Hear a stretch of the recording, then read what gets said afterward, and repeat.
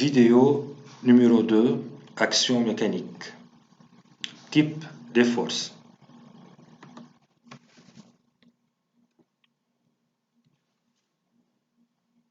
Les forces à distance.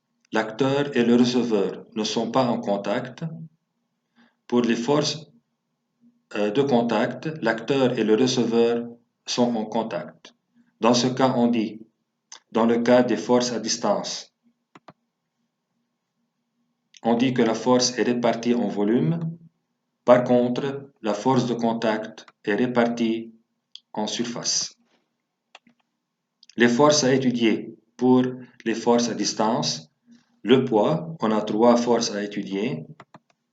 On a le poids, la force magnétique et la force électrique. D'abord, le poids.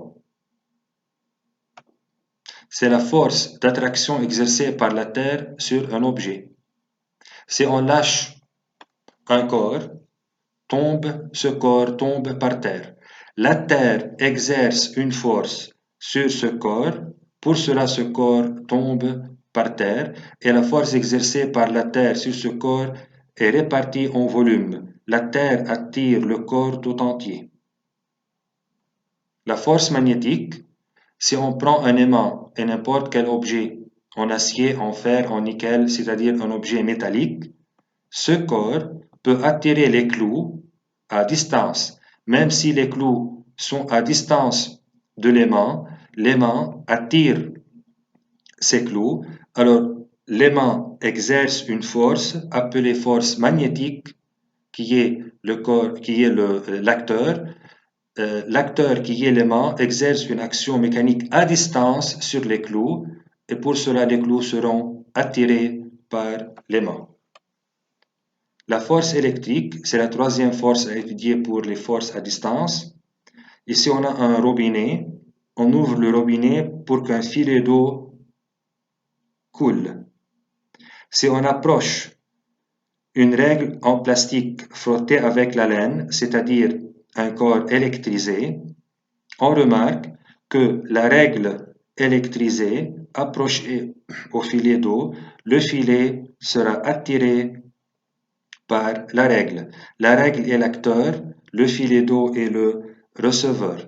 Dans ce cas, la règle en plastique exerce une action mécanique à distance. Il n'y a pas un contact entre ces deux corps, à distance, sur le filet d'eau.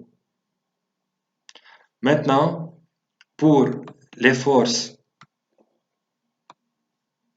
de contact, on a 4 forces.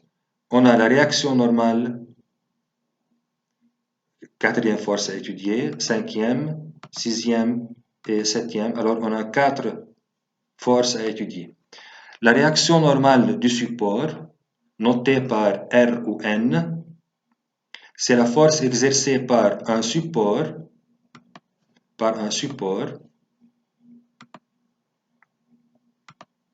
sur un corps posé sur ce support et qui l'empêche de tomber. Comment faire pour mettre en évidence, c'est-à-dire comment faire pour savoir si cette force existe ou non. C'est-à-dire on dit comment faire pour mettre en évidence l'existence de cette force. Si on enlève le support, le corps tombe par terre. Alors, le support empêche le corps de tomber. Comment? En exerçant une force sur ce corps. La tension du fil, c'est la force exercée par un fil sur le corps, accroché, et le fil soutient ce corps. Dans ce cas, la femme est accrochée au fil. Si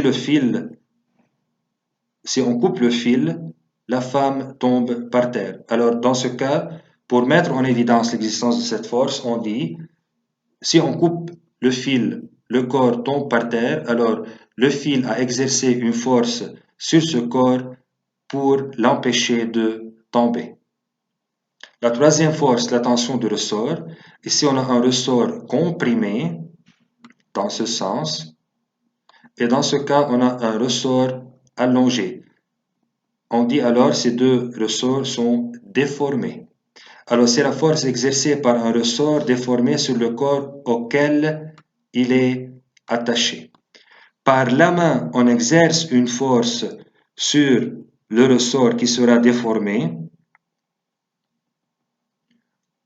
On a alors la sensation que si le ressort est étiré vers l'extérieur, on a la sensation sur notre main que le ressort exerce une force dans le sens opposé. Inversement, si ce corps ou bien ce ressort est comprimé, c'est-à-dire la force exercée est vers l'intérieur, on a la sensation que le ressort exerce une force dans le sens opposé. Si on comprime le ressort vers l'intérieur, on a la sensation que le ressort va prendre sa longueur initiale, alors il exerce une action vers l'extérieur. Et si on fait une action vers l'extérieur, on a la sensation que le ressort exerce une force vers l'intérieur. Et enfin, la force de frottement. Ici, on a une voiture. En cas d'un freinage, la terre exerce sur les pneus une force pour arrêter la voiture ou bien pour diminuer la vitesse.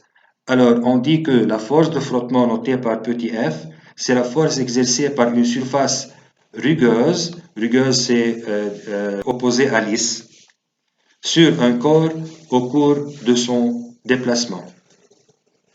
Merci, suite avec un troisième vidéo.